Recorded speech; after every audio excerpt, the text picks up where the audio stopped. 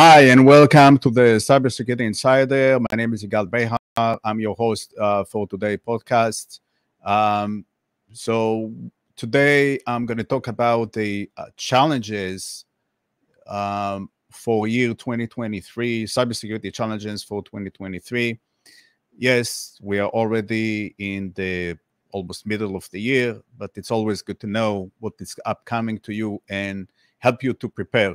So this podcast will go to our cybersecurity playlist called planning, cybersecurity planning. That will help you to plan. There's 50 videos or so already, so you're welcome to watch live videos. We have some live videos, and most of them are recorded because I discovered that if I record it live, it's going to be a little bit challenged because then I need to convert the video to an audio file, and then takes longer, and also for YouTube to process the video takes them longer. It's about a day. I don't know why. So I rather to record it and upload the video after I do it. So this is actually works for me. Okay, so with the challenges 2023, you can send me emails to podcast@ThecybersecurityInsider.com. I'll be happy to answer any questions, or maybe you have comments, suggestions, maybe you have some ideas. Would be happy to hear those. And of course, don't forget to like and share, like and subscribe this video and other videos that you're gonna watch in this channel. Okay, so let's go back and talk about the challenges, and let's start with the first challenge, which is advanced persistent threats. Those threats, APTs, are growing concern for organizations in use also in the past, but not only in the future, but in talking about the present future or the current future. As attackers become more and more sophisticated, you see it by the news. Maybe you under the rug, but hopefully you're not. And you hear all the ransomware attacks that are going on from company to company, no matter the size. Everybody is in danger, big or small, doesn't matter. And people say, okay, I'm a small business, I have nothing to hide. It's not something to hide, but this is something that will affect your livelihood. And if you have employees, it's going to affect them as well. So it's better to listen and learn something and probably do something, implement something. You don't need to be, genius to do that. So now we expect that to see APTs become even more advanced using techniques such as machine learning and AI. And those capabilities are already in use these days. And you see that become more and more sophisticated, meaning the tools that you have these days, they are very hard to for those tools to detect. Even the AI and ML tools that have been used, they also have difficulties to detect those activities. And we've seen already cases like this in the past months. So it's here, and they can evade detection with any tools that you can think about these days. I don't mention antivirus because there's nothing to mention here. They won't be able to detect anything. Okay, so we talked about AI, and let's talk about, and I know people talking, and in the past year, everybody would mention AI. Even 3-4 years ago, people start to mention AI, and people laughing about this. Maybe, okay, maybe it's some kind of advanced algorithms. But now it's taking a leap in terms of going to really different territory in terms of those capabilities. Now, we as the defenders using AI and ML tools and capabilities, but think about this. Attackers also can use the same tools because they are available for them as well. So now, it's not now human against human, because attacker was sitting behind the keyboard and the defender was sitting also behind the keyboard and using different tools that they had. Now it's going to be something else. It's going to be machines fighting against humans, or machines fighting against machines, or the combination, attacker with machine versus the defender with machine learning capabilities. So who's going to win this scenario? You need to have this combination. You need to think about this. If you're using an outdated solutions currently, or maybe you're not aware that you're using those outdated solutions, you need to know and educate. And that's why we're here. This is why we're recording this podcast, in order for you to learn and know that this is coming, and it's here. It's not coming in the future. It's right here. It happened already. So be prepared. Learn about AI, see what tools out there that can help you with machine learning and artificial intelligence. Now, the next topic is really massive, because this is going to create, I mean, we are using IoT devices all over the place, whether you know it or you don't. You're using security cameras. They are attached to your home network, or they're attached to your office network. You are using printers. You think, well, what is the printer? Yeah, you connect it to the power. You have a Ethernet cable that's connected to your network. This now becomes a part of your hole in your security. Now it's becoming a threat, although it provides services for you. It prints, it scans, and so on.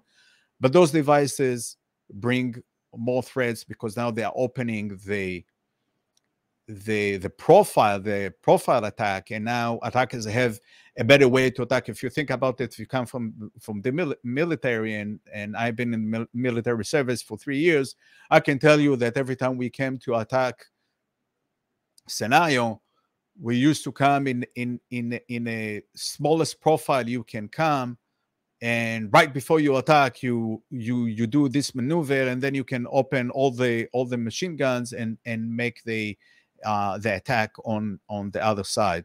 So we need to keep our profile low as possible. Now, talking about the QNAP, the other day, yesterday, I talked about QNAP, and they have major vulnerabilities now. If you're exposing your QNAP to the internet, you need to do yourself a favor and make sure you patch it as soon as possible. Don't linger the patches. You need to patch them as soon as possible. Disable accounts that are not being used. Use multi-factor authentication. Have strong passwords. Don't use the same password all over the place, and so on and so on. So, Internet of Things.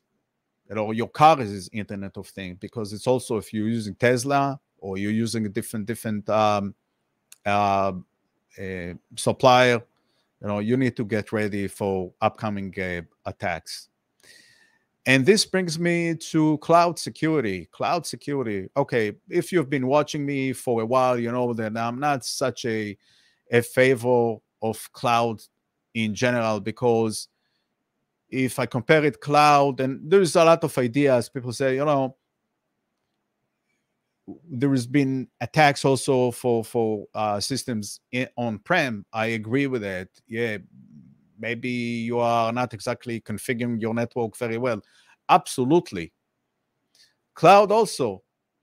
I don't know who's configuring the cloud. I'm assuming that they're going to do a good job for me as the customer, because I now trusting my information, and I upload my information to the cloud, and I'm expecting that those people will know better than me, or better than my people, in order to protect my data. But still, it's your responsibility. And if you look at the AWS or Google or Microsoft Azure, they're going to tell you, we provide the platforms for you to run your applications and process your data, but we are not responsible for protecting your data. Yes, you can find that they have those tools. Like if you look at the Exchange Online, for instance, we spoke about Exchange Online yesterday, when Microsoft will start blocking emails coming from on-premise Exchange sent to Exchange Online. And if they detect that this Exchange on-prem Exchange is not fully patched, they're going to warn you, and then they're going to throttle the messages, and then they're going to block completely your messages. So this is happening. So some companies like Microsoft are taking a little bit more, I would say, proactive than reactive approach to protecting Exchange Online and, of course, the customers. So when companies are looking to move to the cloud and move all their operations to the cloud, they need to think about security, because you don't know where is your data is being saved. Although they can say, oh, my information is being saved in the US, the East Coast, the West Coast, somewhere in the US, I don't know. But still, you don't control the data. Now, if you think about it, so let's say I have an attack, and compared to cloud and to on-prem, if my information on the cloud, there's no way to switch a plug to unplug from the wall. No, I don't. But if I have it on the on-prem, it's easy. I can go to my internet access, unplug the wire. That's it. No access. I can turn off my computers. I can turn off the entire servers and protect myself from what's going on here. I don't have control over the cloud. So companies will need to look for advanced tools that will provide visibility to the data, and especially to the configurations. And some systems, some cloud applications are coming in default, and you need to do a little bit more. I'll take a common example with the Exchange Online. It comes with a set of default. You're going to need to go, and depending on the subscription that you have, also, I need to add, depending on the subscription, you'll have either limited security capabilities, or you'll have more capabilities, but then you're going to need to pay more for it. But then you're going to need to configure it. So now you need an expert in order to come and help you to reconfigure the solution. So you need to have security controls, have encryption, in transit, at rest, and of course, deploy advanced threat detection and response mechanisms on the cloud. Then you have those solutions on the cloud. So you need to look for those.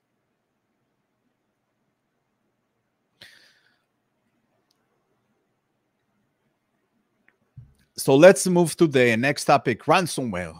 I know we are talking about ransomware here and there. We have some case studies here and there. We're talking about this for a while. You hear those on the news. Ransomware attacks are common these days, and any day that I see the news feed, my news feed, I see ransomware attacks almost on a daily basis. So hopefully you're not under the rock by now and you hear those news, and maybe not, because who can follow all the news these days? It's very hard. So attackers using malware, which becomes a ransomware, because in the end of the day of this malware, because it's a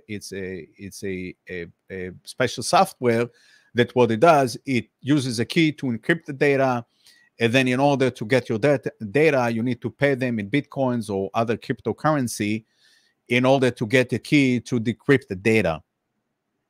And they will use machine learning or AI tools in order to find those organizations that are, vulnerable.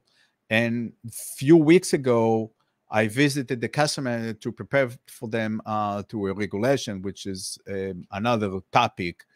And he said, did you hear this company? And I know this company. And he said, I don't want to mention any names. And apparently this company had suffered a ransomware attack about a year ago. And they happened to have this attack again a few months ago, like 2-3 months ago. Now, you need to know that if you're attacked with a ransomware, it's likely that you'll be attacked in the future. And why? Because attackers know that you have this vulnerability, and they are assuming that you didn't do your due diligence, you didn't learn anything from this past experience, and you're not going to do anything. So they're going to come and attack you again, because they know that you are a sitting duck. So I'm asking you, why would you be a sitting duck? If you had suffered the ransomware, it took you a few months. Like if you look at the case study that I did a while ago about a jewelry store that suffered the ransomware, and how long it took them. It took them 71 days to recover, just to rebuild everything from scratch.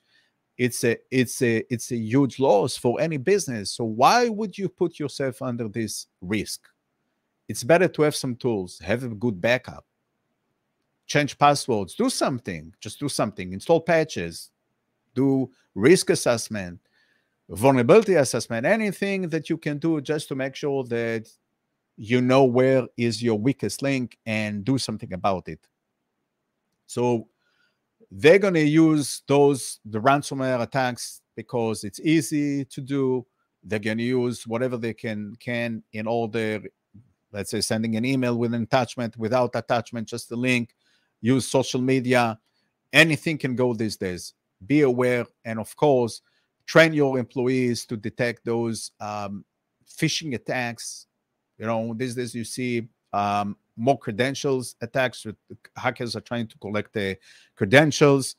So if you are logged in, happen to logged in with your web browser to your Office 365, for instance, and you get an attachment, usually it's an HTML file, you open it, it's going to open on your browser, and it's going to use the session that it's already there.